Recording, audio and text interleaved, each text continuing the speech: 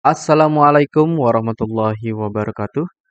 Adik-adik, pada video kali ini saya akan memberikan kunci jawaban di kelas 6, tema 8, subtema 1, pembelajaran 4, halaman 29, 31, 32, 33, 36, dan 39.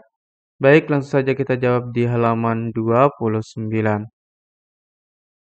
Di halaman 29, kita diminta untuk memperkirakan informasi yang akan kita dapatkan dari artikel koran berjudul Sekolah Anak Jalanan. Perkirakan fakta-fakta yang akan aku dapatkan dari artikel.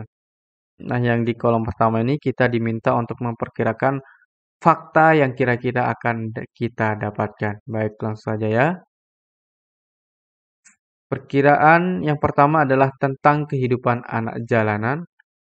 Kemudian yang kedua tentang kesulitan yang dihadapi anak jalanan. Yang ketiga tentang peran serta individu, masyarakat, dan organisasi dalam memecahkan masalah anak jalanan.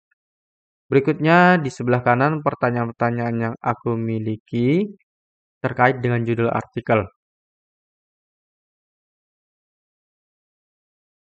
Yang pertama, apa masalah yang dihadapi anak jalanan itu perlu kita tanyakan untuk mendapatkan jawabannya di artikel. Kemudian pertanyaan kedua, apa peran serta masyarakat dan pemerintah dalam mengatasi masalah anak jalanan?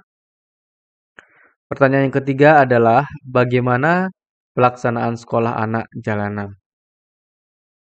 Setelah itu kita akan mencoba mendapatkan pelajaran yang kira-kira akan kita dapatkan dari artikel yang kita baca.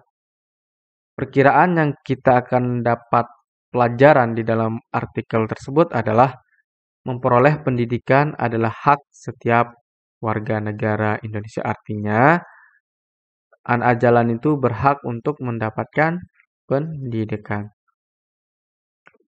Nah, di halaman 31, nah setelah kita membaca, kita akan mendapatkan fakta-fakta yang kita dapatkan dari artikel. Fakta yang pertama adalah banyak anak jalanan yang menjadi peminta-minta. Fakta kedua, di kawasan Pelumpang, Jakarta Utara, anak-anak jalanan bersekolah. Ketiga, Yayasan Himmata merupakan lembaga yang bersifat independen dan nirlaba.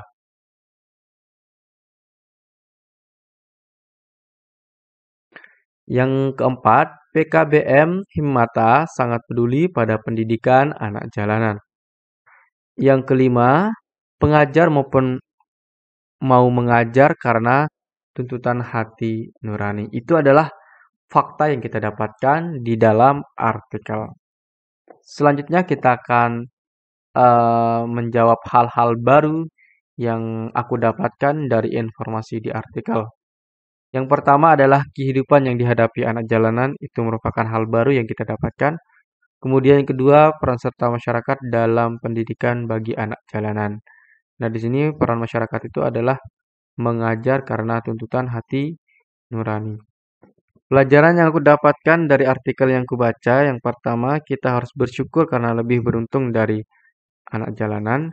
Kemudian yang kedua, pendidikan adalah hak semua warga negara.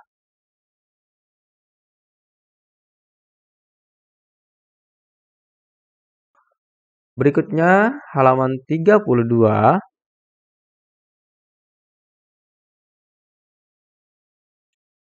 Nah, di sini kita diminta untuk menjawab tentang peta konsep kewajibanku sebagai seorang pelajar. Nah, di sini warna kuning, kalau di bukunya warna kuning, nah di jawaban saya itu saya kasih warna putih. Baik, untuk kewajiban pertama yaitu belajar dengan tekun. Kemudian kewajiban kedua menjaga kebersihan sekolah. Kewajiban ketiga menjaga nama baik sekolah.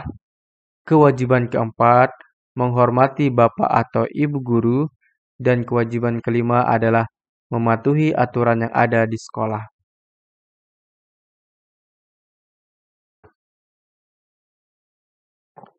Berikutnya kita akan menjawab soal 1 sampai dengan 3 di halaman 32. Soal pertama, jelaskan mengapa kamu memilih janji tersebut. Apakah janji itu akan memberikan manfaat bagi keberhasilan pendidikanmu?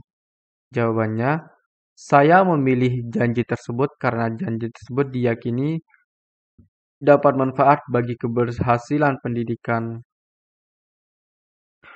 di masa yang akan datang. Rajin belajar, menjaga kebersihan, nama baik sekolah, menghormati Bapak Ibu guru, dan mematuhi aturan sekolah akan bermanfaat bagi keberhasilan pendidikanku. Berikutnya yang kedua, apakah kewajiban yang kamu tulis merupakan hal yang harus kamu lakukan? Jelaskan jawabanmu.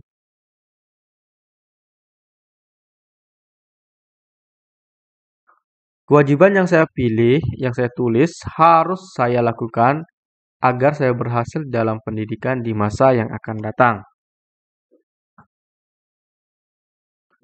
Soal ketiga, apakah melaksanakan kewajiban akan memberikan manfaat bagimu? Mengapa?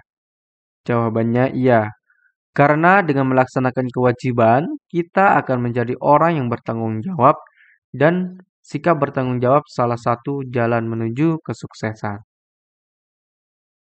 Berikutnya soal nomor 4 di halaman 33, lanjutan dari halaman 32. Apa yang bisa kamu simpulkan dari kegiatan ini? Nilai-nilai apa yang kamu peroleh dari kegiatan tersebut? Kewajiban utama seorang pelajar adalah belajar dengan tekun. Nilai yang saya peroleh dari kegiatan tersebut adalah mandiri dan tanggung jawab. Berikutnya kita akan menjawab di halaman 35, kita diminta untuk membuat peta pikiran tentang negara Thailand. Baik, ini merupakan peta pikiran tentang wilayah geografis Thailand. Nah, di atas kalian buat kotak, wilayah geografis Thailand dapat dibedakan menjadi 4 wilayah. Kemudian kotak kedua di sebelah kanan, dataran rendah yang dialiri Sungai Chao Phraya berada di bagian tengah. Kemudian untuk yang ketiga, daerah pegunungan dengan gunung tertinggi Doi Inthanon berada di bagian utara dan barat. Yang keempat, pegunungan Kapur berada di bagian timur yang disebut pegunungan Plato. Yang kelima, tanah genting Kerah memanjang di bagian selatan semenanjung Thailand. Berikutnya, di bawah sini kita diminta untuk membuat peta pikiran tentang negara Vietnam. Wilayah geografis Vietnam. Wilayah geografis Vietnam terdiri atas bukit, gunung, berhutan lebat, dan dataran rendah. Wilayah Vietnam bagian utara berupa pegunungan. Vietnam bagian selatan berupa dataran rendah yang subur. Gunung di Vietnam antara lain Gunung Ngoc, Linh, dan Chu Yang Sin. Sungai utama di Vietnam adalah Mekong dan Sangka.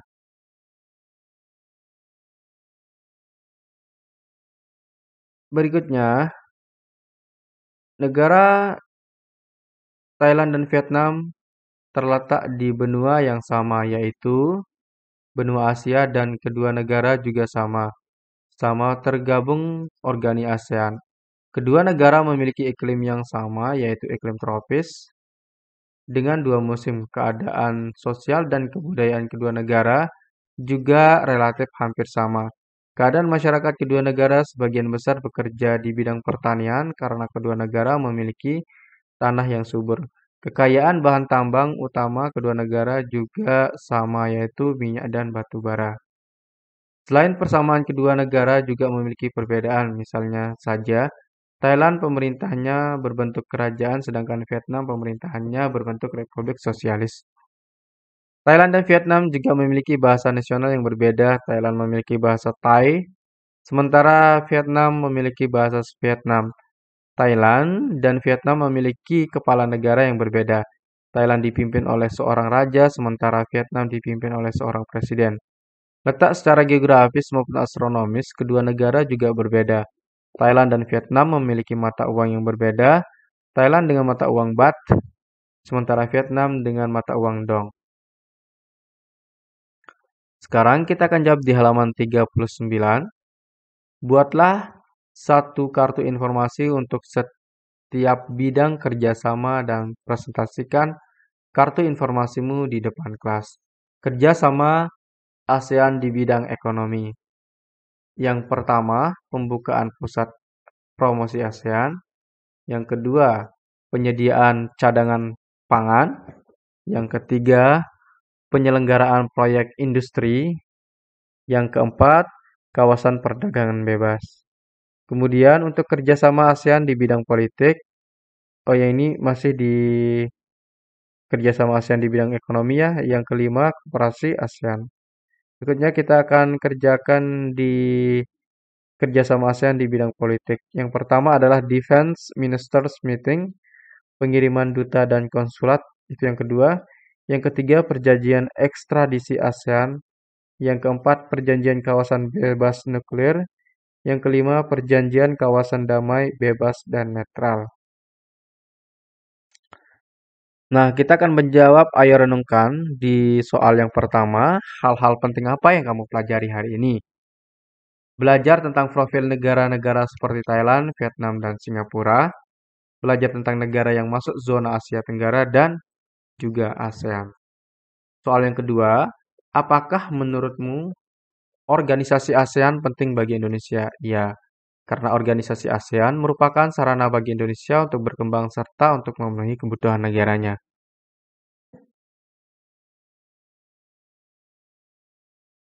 Pertanyaan yang ketiga, pengalaman organisasi apa yang pernah kamu ikuti? Organisasi siswa, pramuka, serta organisasi sosial di dalam dan luar sekolah. Oke, itu saja untuk kunci jawaban di pembelajaran 4. Assalamualaikum warahmatullahi wabarakatuh.